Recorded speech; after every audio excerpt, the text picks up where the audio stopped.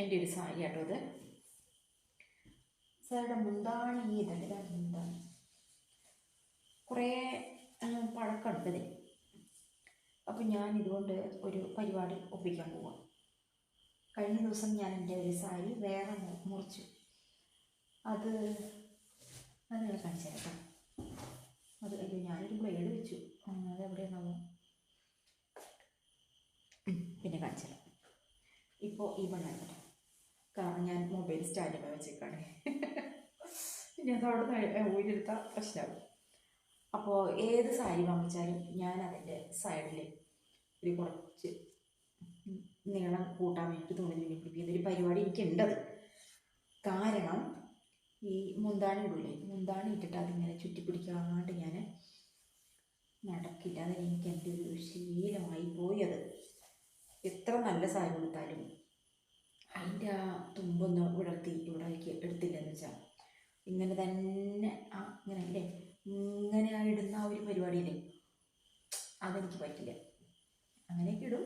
പക്ഷേ ആ മുറ്റം കഴിഞ്ഞിട്ട് അങ്ങോട്ട് റോഡിലേക്ക് എത്തുമ്പോഴത്തേക്കും ആ സാരിയുടെ ഒരു തല ഇവിടെ കൊണ്ട് കുത്തിയിട്ടുണ്ട്. അപ്പോൾ അതിന് നീളം ചിലപ്പോൾ കിട്ടില്ല. എനിക്കാണെങ്കിൽ ഞൊറി നല്ലപോലെ ഫ്രണ്ടിൽ ഇടുകയും വേണം. അപ്പോൾ അങ്ങനെ ഞാൻ ഇങ്ങനെ പിടിപ്പിക്കാറുണ്ട്. ഇപ്പോൾ ഞാൻ ചെയ്യുന്ന ഒരു പരിപാടിക്ക് ഈ തലയും മുറിച്ച് കളയണം,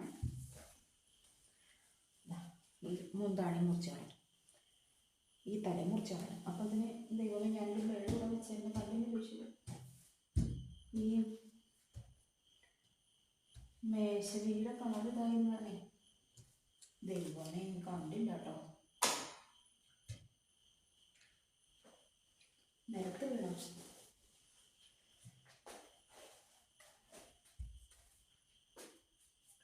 എൻ്റെ ഒരു കാര്യം എന്ന് പറഞ്ഞത് അങ്ങനെയാണ്.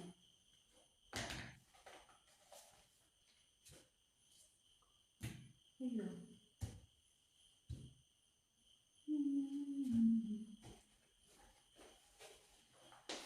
എവിടെയോ കൊണ്ടുവച്ചു നോക്കി വേറെ ഒരെണ്ണം കിട്ടിയിട്ട് ചെറുതാണ്ടേ ബ്ലേഡ് എടുത്തിട്ട് മേശയുടെ അടിയിൽ വയ്ക്കണേ. അവനത് മാത്രം പൊക്കി നോക്കിയിട്ട് ഒന്നും തപ്പാറില്ല. മറ്റേ ബ്ലേഡ് എവിടെയാണോ നോക്കിയെടുക്കണം. അവരിപ്പോൾ വരാൻ നേരമായിട്ടുണ്ട്.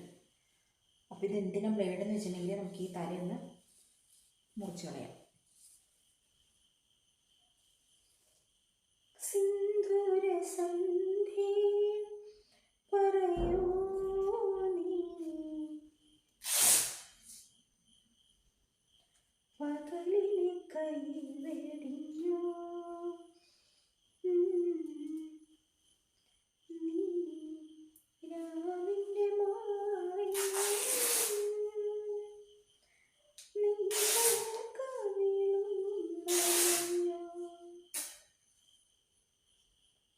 ഒരുപാട് ഇഷ്ടമാണ്. അപ്പം ഇതിൻ്റെ ഒരു ഭാഗം മുറിച്ച് മാറ്റി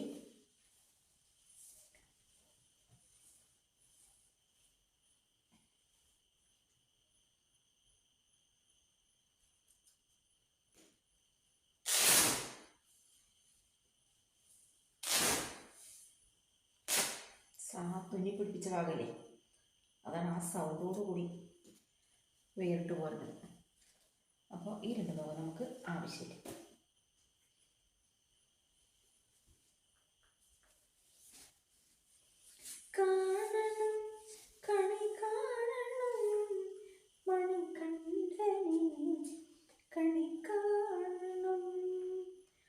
അപ്പോൾ ഏകദേശം അതിൻ്റെ കുറച്ച് വർക്കുകളൊക്കെ കഴിഞ്ഞിട്ടുണ്ട്. ഇനി നമുക്ക് അടുത്ത ഭാഗത്തിലേക്ക് കിടക്കാം. ഇനിയാണ് ഇതുമായി ബന്ധപ്പെട്ട അടുത്ത വർക്ക് നടക്കണം കേട്ടോ.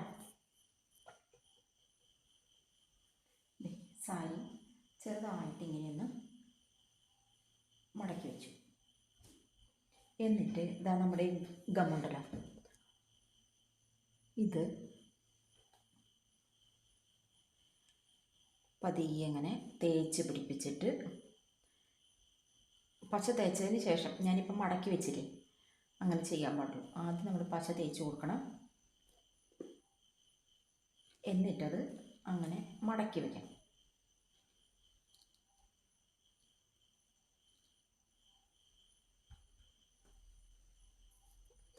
എന്നിട്ടത്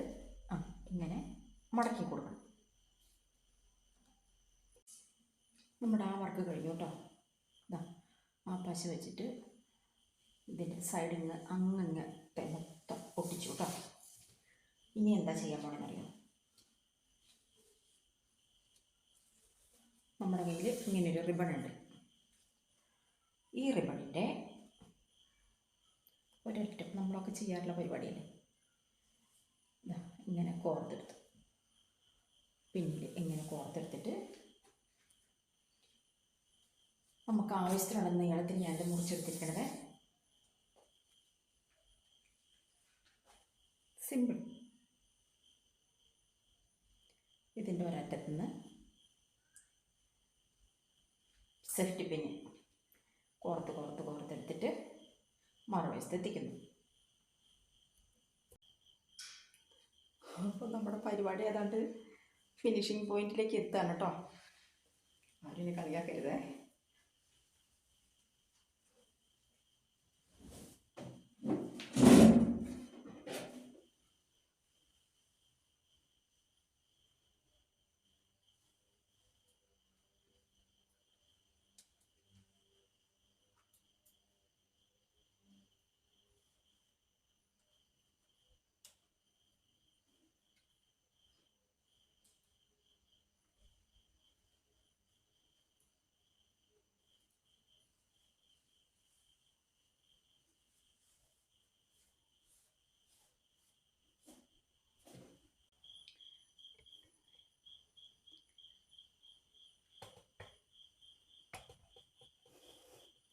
ഇപ്പോൾ തൽക്കാലം ഒരു കർട്ടനൊന്നും വാങ്ങിച്ചിട്ട് എന്നെ കൊണ്ട് പറ്റില്ല.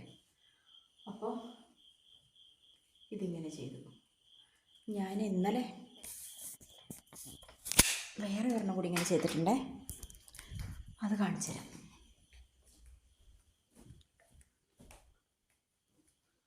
ഇത് കണ്ടോ,